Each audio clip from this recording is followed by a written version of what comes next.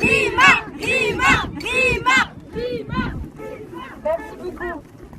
Merci d'être là, comme je disais, merci de résister à ce lieu de pouvoir contre lequel on se bat tous les jours, ce lieu de bureaucratie européenne qui offre une impunité totale et scandaleuse à Israël. Pas plus tard que ce matin, la France a communiqué, je ne sais pas si vous l'avez vu, un communiqué visant à dire que Israël aurait une impunité du fait que c'est un État qui n'est pas parti au statut de Rome et que de ce fait, laissant penser une ambiguïté quant à l'application et à l'exécution des mandats d'arrêt.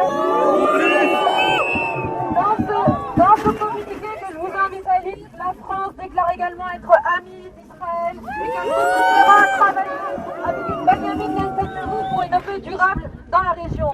C'est totalement honteux de considérer que Netanyahou, qui est un chef d'État génocidaire, est un interlocuteur fiable avec lequel nous pouvons travailler à une paix.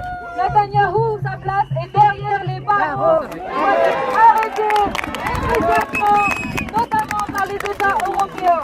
Cette bureaucratie européenne, comme je le disais, offre une totale impunité à Israël.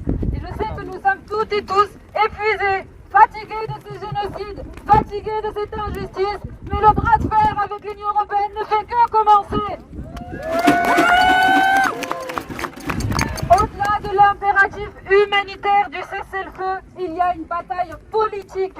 Le cessez-le-feu est un impératif humanitaire, ce n'est pas une victoire politique. La victoire politique est dans l'indépendance pour le peuple palestinien, le droit absolu à l'autodétermination, la fin de la colonisation et des condamnations pour les génocides, parce que la fin du génocide, je ne sais même pas en quoi ça consiste aujourd'hui concrètement. 90% de la bande de Gaza est rasée. Tout le peuple palestinien vit quotidiennement des meurtres, des assassinats, des destructions, une colonisation de peuplement. Donc la réalité aujourd'hui, c'est que nous devons nous battre ici précisément parce que la complicité, elle est ici. La complicité et l'impunité d'Israël est ici, dans ses bureaux, dans ce lieu de pouvoir où nous sommes malheureusement minoritaires avec les revendications qui sont les nôtres. Mais aujourd'hui, la mobilisation, elle est importante parce que les décideurs ici doivent comprendre qu'il y a un coût politique à soutenir Israël.